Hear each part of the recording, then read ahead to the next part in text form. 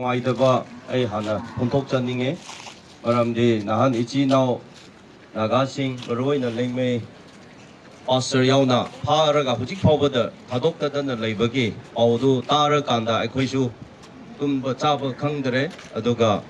ꯃꯗꯨꯒꯤꯗꯃꯛꯇ ꯅꯨꯡꯉꯥꯏꯇꯕ ꯑꯍꯥꯟꯕꯃꯛꯇ ꯐꯣꯡꯗꯣꯛꯆꯩ ꯑꯗꯨꯒ ꯃꯗꯨꯒꯤꯗꯃꯛꯇ ꯉꯁꯤ ꯁꯤꯒꯤ ꯀꯣꯕ꯭ꯔꯨ ꯆꯤꯡꯗ ꯂꯩꯕ ꯂꯩꯉꯩ ꯅꯥꯒꯥꯁꯤꯡ womenꯁꯤꯡꯅ ꯁꯤꯜꯂꯒ ꯑꯇꯣꯞꯄ ꯃꯌꯥꯝ ꯌꯥꯎꯔꯒ ꯁꯨꯃꯥꯏꯅ ꯑꯆꯨꯝꯕ ꯖꯁꯇꯤꯁ ꯑꯃ ꯄꯨꯊꯣꯛꯅꯤꯡꯉꯥꯏ ꯍꯥꯟꯅ ꯁꯨꯃꯥꯏꯅ ꯉꯔꯥꯡ ꯅꯍꯥꯟꯗꯒꯤ ꯑꯋꯥꯕ ꯀꯌꯥ ꯈꯥꯡꯂꯒ ꯂꯦꯞꯄꯤꯔꯒ ꯂꯥꯛꯄꯒꯤꯗꯃꯛꯇ ꯑꯩꯅ ꯑꯍꯥꯟꯕꯃꯛꯇ ꯏꯆꯤꯜ ꯏꯅꯥꯎ ꯂꯩꯉꯩ ꯋꯣꯃꯦꯟꯁ ꯁꯣꯁꯥꯏꯇꯤ ꯍꯥꯏꯕ ꯇꯥꯔꯦ ꯂꯨꯞꯁꯤꯡꯗ ꯋꯥꯈꯜ ꯅꯤꯡꯕ ꯀꯥꯏꯕ ꯇꯧꯕꯤꯒꯅꯨ ꯅꯈꯣꯏꯒꯤ ꯃꯅꯤꯡꯗ ꯅꯥꯒꯥ ꯃꯌꯥꯝ ꯑꯇꯣꯞꯄ ꯖꯥꯇꯤ ꯃꯌꯥꯝ ꯏꯟꯗꯤꯖꯤꯅꯁ ꯄꯤꯄꯜ ꯃꯌꯥꯝ इची नाउ मैते याउना अखोय लेपली हाइबसे अहनबमक तै हाइजगे अदोगा ngasi sigumba release tawdaba asigi hujik thobada thadoktabagi masi अखोय solidarity amata indigenous people amata ni haina अखोय lemina gni haidona अखोय ngasi gi program asida अखोय gi okomi gi hana convener oiramba adu hujikna ipsa gi working president oja athoba magi team su yauri aduga ensam gi representative singsu yauri deputy speaker na le tauraga FNCC gi lutin kaino leader singsu yauri akhoi gi manipur people's party gi oja singsu yauri aduga tongan ba akhoi gi indigenous people forum ga loina na chamina riba ahan alma mayam larga asi ima singna iche ichan singna sigumba achumba puthongninga gi tamakta leplag leibagi tamakta akhoi thokatpa oina support tawbo oina ngasi akhoi su yaujaba lakpani aduda ichinau media mayam nasu masigi tamakta lakpibagi tamakta thakajai phajana mapung phana yamna kaino phajabada orange tawbire haraga akhoi gi lamdam asida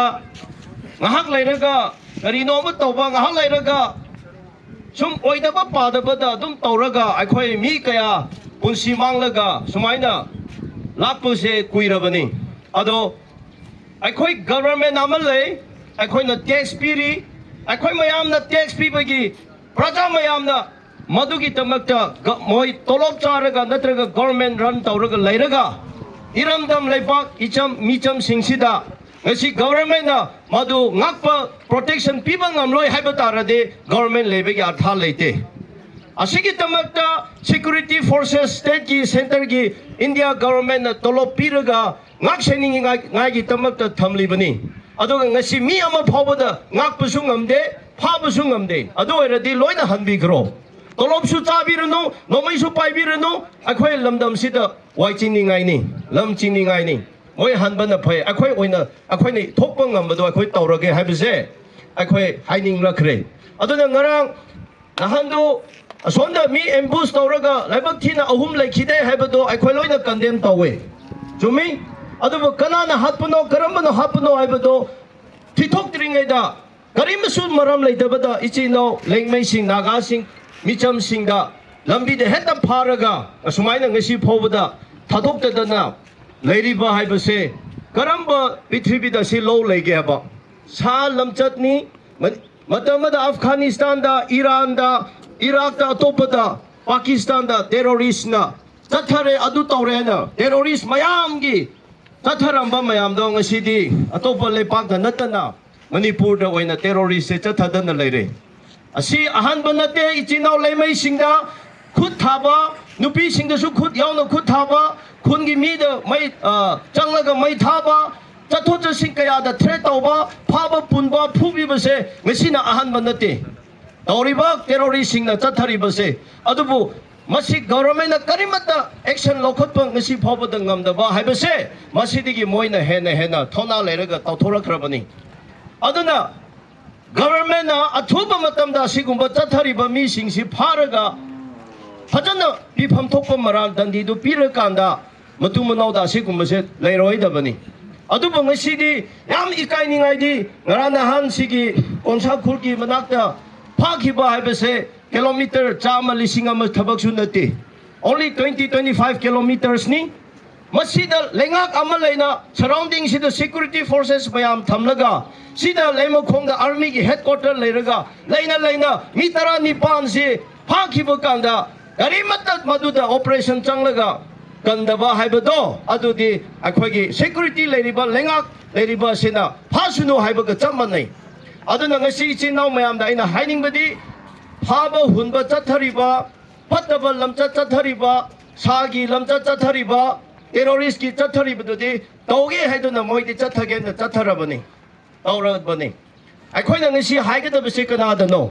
akhoi di government da haibatai government si kari ki tamak no people singa protect tawningai gi tamakta akhoi gi lam protect tawningai gi tamakta government se thambani aduga ngasi government na garimata thaba ma panthok da ba haibasidi akhoi bu minambani ado akhoi ka dongai da su lemna leiba yaroi aduna ichino naga lengme atopa talup mayam ngasi sida timbiriba ima ibel na khoi waram ngni akhoi khale khange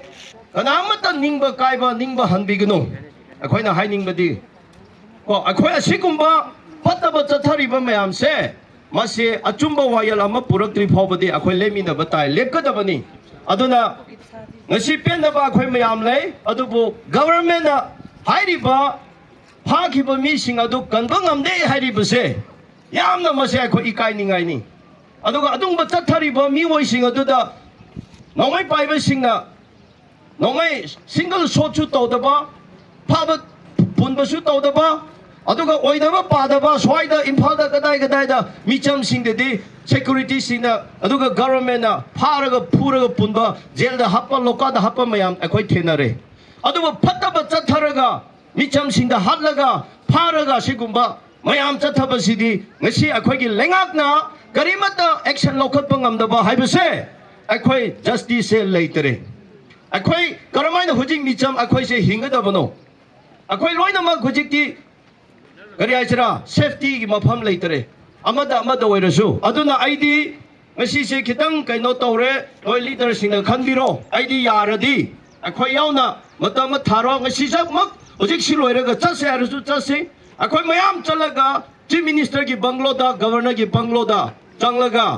mi phakiba taruk to hujik phawada release tawdabado hujik akhoi da sinadaradi yaroi haibase akhoi di changsanninge adung ba ma tawdaradi akhoi mi singse ichino tribe of people achobo oigira akhoi singsibu mi oina udreba akhoi bu mi oina udre sa jiba sa phaba hatpada sa mukhulliga thiraga kanana hatpano haidana sa phawada khoina thikalle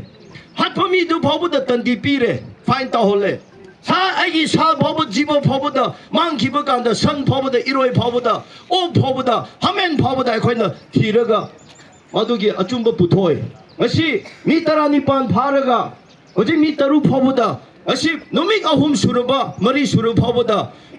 central government na manipur ki government na tumina leiba haibase akhoi bu mi oina laudre saningbagi politicize tobagi wanate sidi suchumchumde aduna akhoi na kanada haigani government akhoi haigani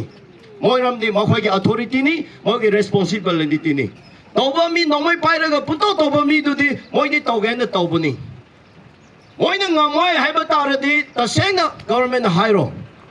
akhoi na kari angamba noibdo akhoi su akhoi ki angamba akhoi tawba tai aduna nungaite yamna akhoi